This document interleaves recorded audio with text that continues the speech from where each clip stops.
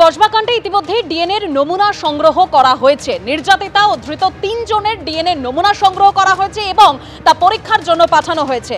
ঘটনার দিন ধৃত ৩ জনের যে পরে থাকা পোশাক তারও পরীক্ষা করা হয়েছে বলে খবর পাওয়া যাচ্ছে। অন্যদিকে কসবায় কলেজ ছাত্রীকে গণধর্ষণ ফরেনসিক পরীক্ষায় ধস্তাধস্তির প্রমাণ পাওয়া গিয়েছে বলেও সূত্রের খবর। কলেজের ইউনিয়ন রুম, ওয়াশরুম ও গার্ড রুম পরিদর্শন করেছেন বিশেষজ্ঞরা। ঘটনাস্থল থেকে উদ্ধার ছেঁড়া চুল, ধস্তাধস্তির প্রমাণ মিলেছে বলে সূত্রের খবর পাওয়া যাচ্ছে। আরো তথ্য আপনাদের সামনে রাখবো সরাসরি হিন্দল দে, আমাদের প্রতিনিধি এই মুহূর্তে আমাদের সঙ্গে রয়েছেন। হিন্দল, তদন্তের ক্ষেত্রে আর কি উঠে আসছে এবং তারই পাশাপাশি থানার সামনে তুমি রয়েছে, সেখানে প্রচুর পুলিশ মোতায়েন রয়েছে দেখতে পাচ্ছি। একেবারে তোমাকে বলে রাখি, প্রথমেই শান্তনুকে বলবো দেখাতে। শান্তনু দত্তকে তুমি দেখতেই পাচ্ছ, থানার সামনে কিন্তু পুলিশের উচ্চপদস্থ কর্তারা রয়েছেন, ডিসি, এসএসডি রয়েছেন, র্যাফ, কলকাতা পুলিশের র্যাফের যে বাহিনী, সেই বাহিনীর যারা রয়েছেন তারা প্রত্যেকে কিন্তু থানার সামনে একেবারে থানাকে আগলে রেখেছেন। কেননা তোমাকে বলে রাখি যে ইতিমধ্যেই তুমি দেখতে পাচ্ছ যে এখানে কিন্তু রীতিমতো ফরওয়ার্ড ব্লকের পক্ষ থেকে সেখানে কিন্তু একটা বিক্ষোভ কর্মসূচি পালন করা হচ্ছে। তার পাশাপাশি তোমাকে বলে রাখি যে এখানে কিন্তু বিভিন্ন রাজনৈতিক দলের বিক্ষোভ কর্মসূচি রয়েছে এবং সেই কারণেই কিন্তু যাতে কোনো রকমভাবে কোনো বিশৃঙ্খলা তৈরি না হয় সেই বিষয়টা সুনিশ্চিত করার জন্য কিন্তু রীতিমতো এই ব্যাপক সংখ্যক পুলিশ মোতায়েন করা হয়েছে। এবার তোমাকে বলে রাখি তদন্ত প্রক্রিয়া প্রসঙ্গে যেটা কলকাতা পুলিশ সূত্রে বলা হচ্ছে যে যেহেতু গতকালই কলকাতা পুলিশের তরফ থেকে 5 সদস্যের একটা সিট গঠন করা হয়েছিল, স্পেশাল ইনভেস্টিগেশন টিম, সেই টিম কিন্তু রীতিমতো 5 সদস্যের যে টিম, সেই টিমের সংখ্যা কিন্তু বাড়িয়ে 9 জন করা হয়েছে এবং এই 9 জনের যে টিমের যে মাথায় থাকবেন তিনি কিন্তু ডিসি, এসএসডির একজন অ্যাসিস্ট্যান্ট কমিশনার পদমর্যাদার আধিকারিক, তিনি কিন্তু গোটা বিষয়টি পর্যবেক্ষণ করবেন।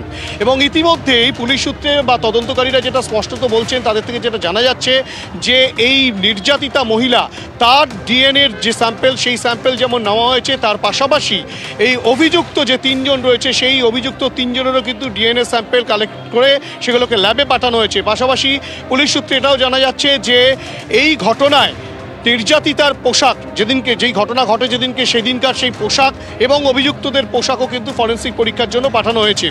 গোটা ঘটনায় কিন্তু তদন্ত প্রক্রিয়া যেভাবে এগোচ্ছে, সিটের সদস্য সংখ্যা বাড়ানো হয়েছে কেন, যে এই তদন্ত প্রক্রিয়াকে ত্বরান্বিত করার জন্য এবং দ্রুত এই ঘটনায় যাতে সমস্ত দিকে আলোকপাত করা যায় এবং সমস্ত বিষয় কোথাও যেন কোনো খুঁত না থাকে সে বিষয়টা সুনিশ্চিত করার জন্যই কিন্তু তদন্তকারীরা এই সিটের যে তদন্তকারীদের সংখ্যা, সেই সংখ্যাটা কিন্তু বাড়িয়ে 9 জন করা হয়েছে। এবং এর পাশাপাশি যেটা বলা হচ্ছে যেখান থেকে যে সিসিটিভি ক্যামেরার ফুটেজ পুলিশ সংগ্রহ করেছে, সেই সিসিটিভি ক্যামেরার ফুটেজ কিন্তু পুলিশ ইতিমধ্যেই যেটা খতিয়ে রেখেছে এবং সেই সিসিটিভি ফুটেজে বেশ কিছু ফুটেজ পুলিশের কাছে এসছে, যা কিন্তু নির্যাতিতা যে বয়ান দিয়েছিলেন পুলিশের কাছে, সেই নির্যাতিতা বয়ানের সঙ্গে কিন্তু একেবারে মিল রয়েছে। এবং তোমাকে দেখাবো যে থানার ভিতরের ছবিটা দেখাবো। থানার সামনে ব্যাপক সংখ্যক র্যাফের বাহিনী তারা রয়েছে, থানার ভিতরে পুলিশ আধিকারিকরা রয়েছেন, পুলিশের উচ্চপদস্থ কর্তারা রয়েছেন এবং এই ঘটনায় কিন্তু রীতিমতো তদন্ত প্রক্রিয়া ধাপে ধাপে কিন্তু এগিয়ে চলেছে এবং এক্ষেত্রে সিসিটিভি ক্যামেরার ফুটেজের সঙ্গে কিন্তু নির্যাতিতার বয়ানের হুবহু মিল রয়েছে, তেমনটাই তদন্তকারীরা বলছেন। এছাড়াও অভিযুক্তদের যে মোবাইলে যে ভিডিও রেকর্ড করেছিল অভিযুক্তরা, সেরকম একটি ভিডিও তদন্তকারীদের হাতে এসেছে, সেই বিষয়টাও কিন্তু পর্যবেক্ষণ করে দেখা হচ্ছে, তেমনটাই তদন্তকারীরা জানাচ্ছেন।